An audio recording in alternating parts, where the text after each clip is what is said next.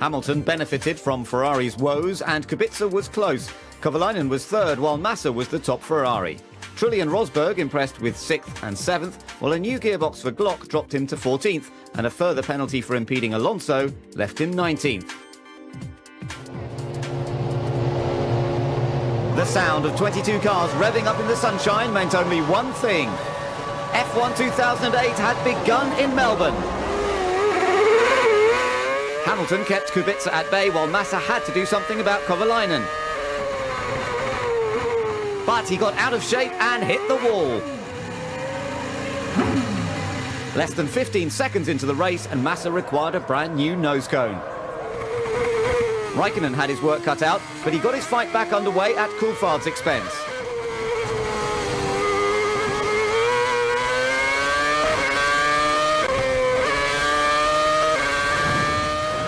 Vettel, Button and Coulthard tangled, while at the back 4 cars fought for one piece of track. That left Fisichella airborne and brought the safety car out. Mark Webber soon became the 5th retirement, not what he wanted at his home race. Trulli had hoped that Toyota's efforts would finally be rewarded in 2008. So when a battery hitch left him in the pits, he was deeply frustrated.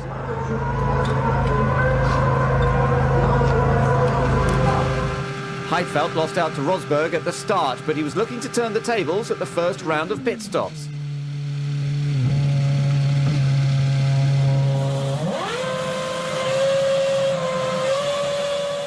The BMW Sauber mechanics were a fraction quicker, and it was their man who gained the position.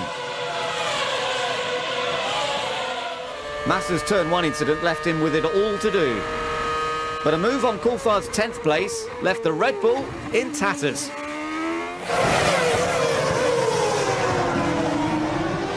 And brought the safety car out again. Ferrari looked set to bring Kimi in, but realised the pit lane was closed. He had to wait.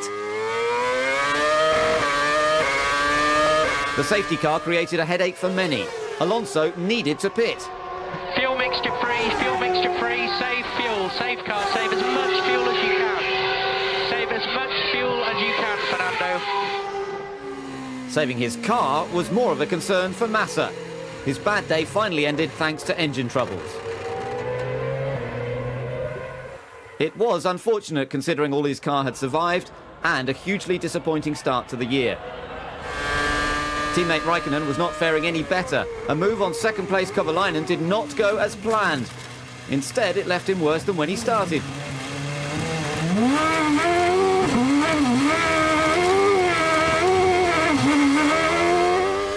Things looked much better from where Hamilton was sitting. He headed up a McLaren 1-2. Then it was Heidfeld, Rosberg, and unexpectedly Rubens Barrichello's Honda.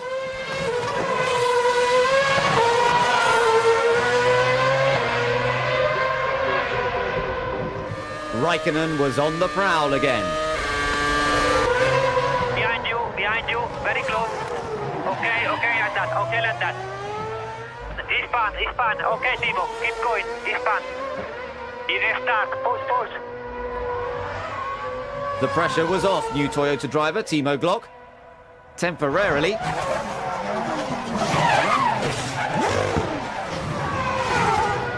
Until a hefty spin wiped him out of the race and brought out the safety car for the third and final time.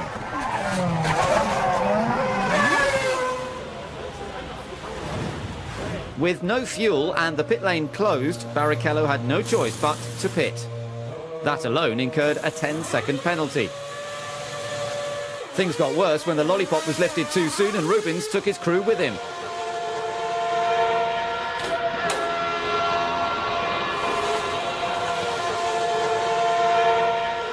And it got even worse.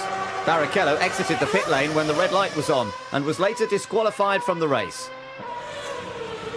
Kovalainen had been running second and was on course for a podium finish. But the timing of the safety car ruined his afternoon and left him 9th.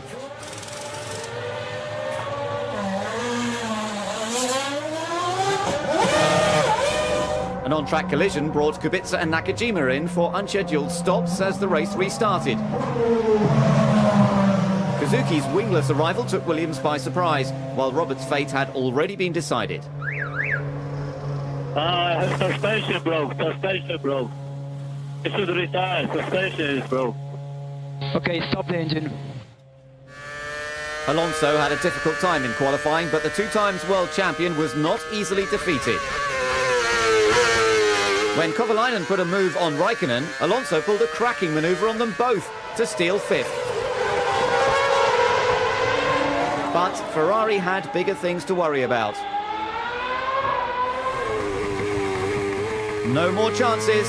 Raikkonen was out.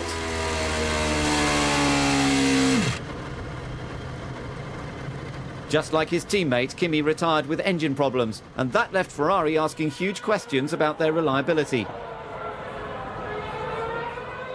Questions that Kimi was unwilling to answer.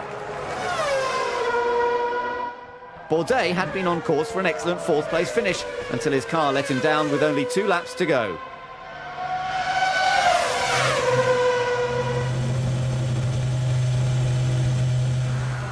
Gutted. Alonso's return to Renault paved the way for Kovalainen's switch to McLaren, and it was Heikki that had the upper hand now.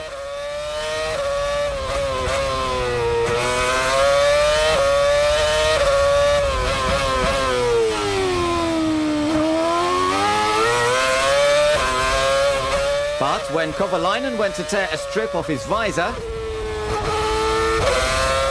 he accidentally hit the pit lane speed limiter and allowed Fernando back through.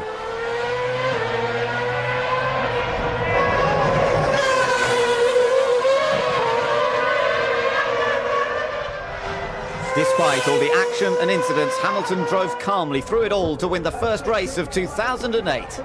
Nick Heidfeld was second, but it was a storming drive that put Nico Rosberg third and on the podium for the first time in his F1 career. Thank you so much, guys. Thank you very much. And Nico, well done. Good effort, mate. Good effort. Excellent. Nice job, Nico. Well done on your first podium, mate. Top effort. It had been a long time out of the top 3 for the British team, but that made their success all the more sweet.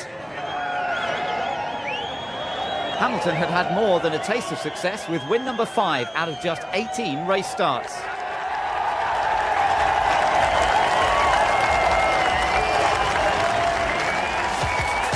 It was the first time the former GP2 champions had shared a podium since their karting days.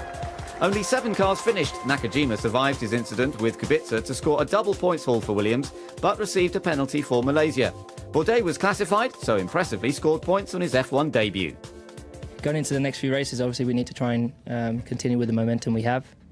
As I said, we could have gone quicker, so I'm not particularly bothered about the Ferrari's pace, but obviously BMW and Williams have done a great job as well, so we need to keep on pushing. The team needs to keep on pushing, as will I, and I really hope going into the next race we can get a good result again. Not many people predicted that podium over the winter. But did Nico Rosberg imagine he would start the season in the top 3? It's amazing to be on the podium in F1. It's just great, and it's been a while also, nearly 3 years or something. So it's just really, really nice, and I'm also really pleased for the whole team because they've been working so hard over the winter and really done a good job. Really done good progress. So it's just great. Their hard work paid off with a fantastic result. The Australian Grand Prix always throws up a surprise or two, but the big question moving on to Malaysia was who would keep up the momentum.